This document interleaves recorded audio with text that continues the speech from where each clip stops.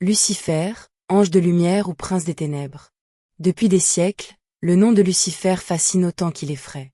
Pour certains, il représente le mal absolu, le maître des enfers et des forces obscures. Pour d'autres, il demeure une figure plus complexe, liée à la connaissance, à la rébellion et à la lumière cachée.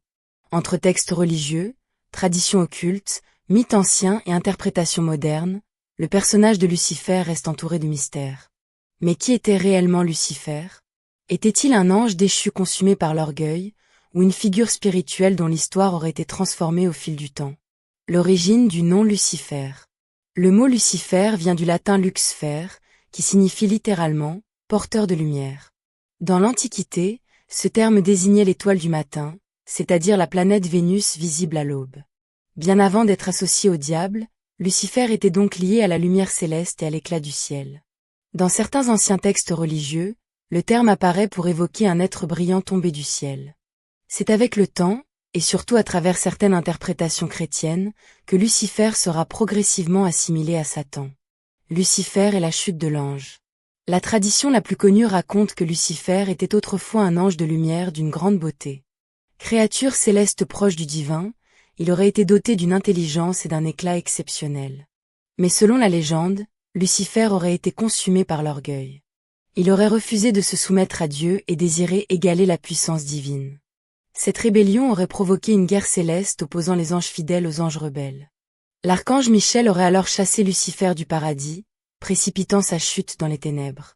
Cette image de l'ange déchu est devenue l'une des représentations les plus célèbres du mal dans la culture occidentale.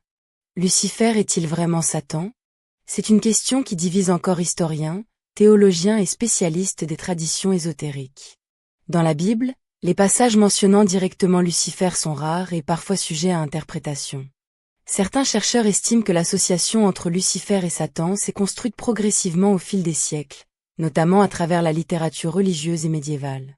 Dans plusieurs traditions anciennes, Lucifer représente l'astre du matin, Satan symbolise l'adversaire ou l'accusateur et le diable prend différentes formes selon les croyances. Avec le temps, ces figures se sont mélangées dans l'imaginaire collectif jusqu'à devenir presque indissociables. Une figure fascinante dans l'occultisme. Dans certaines traditions ésotériques et occultes, Lucifer n'est pas uniquement vu comme une incarnation du mal. Il devient parfois un symbole de connaissance, d'indépendance, de liberté spirituelle ou encore de rébellion contre l'autorité. Certaines écoles de pensée le présentent comme celui qui apporte la lumière cachée, c'est-à-dire la connaissance interdite ou le savoir secret. Cette vision reste cependant très controversée et souvent mal comprise. Elle ne correspond pas à la représentation religieuse traditionnelle du démon maléfique, mais à une lecture plus symbolique et philosophique. Lucifer dans l'art et la littérature. Peu de figures spirituelles ont autant inspiré les artistes. Dans la peinture ancienne, Lucifer apparaît souvent comme un ange magnifique au regard sombre, déchu mais encore majestueux. Cette dualité entre beauté et ténèbres a marqué de nombreuses œuvres. La littérature s'est également emparée du personnage dans les poèmes religieux, les romans gothiques, les récits occultes et même les œuvres modernes fantastiques. Lucifer y est parfois décrit comme un tyran infernal, mais parfois aussi comme une figure tragique, condamnée par sa propre rébellion. Pourquoi Lucifer fascine-t-il encore aujourd'hui? Le personnage de Lucifer touche à des thèmes universels comme la lumière et l'ombre, la désobéissance, le pouvoir, la tentation, la connaissance interdite et la chute. Il représente la frontière trouble entre le bien et le mal, mais aussi la peur humaine face à l'invisible et à l'inconnu.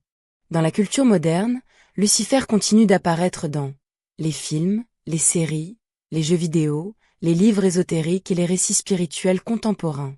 Sa figure s'est transformée au fil du temps, oscillant constamment entre monstres démoniaques et symboles mystérieux. Entre mythes, religion et mystère. Alors, Lucifer était-il réellement un ange de lumière devenu prince des ténèbres? La réponse dépend avant tout des croyances, des traditions et des interprétations. Entre religion, ésotérisme et imaginaire collectif, le personnage de Lucifer demeure l'une des figures les plus énigmatiques de l'histoire spirituelle. Une chose est certaine. Son nom continue de traverser les siècles sans jamais cesser de fasciner. Lucifer incarne peut-être plus qu'un simple démon ou un ange déchu. Il symbolise la complexité humaine face à la lumière et à l'obscurité, au savoir et à l'interdit, à la fascination et à la peur.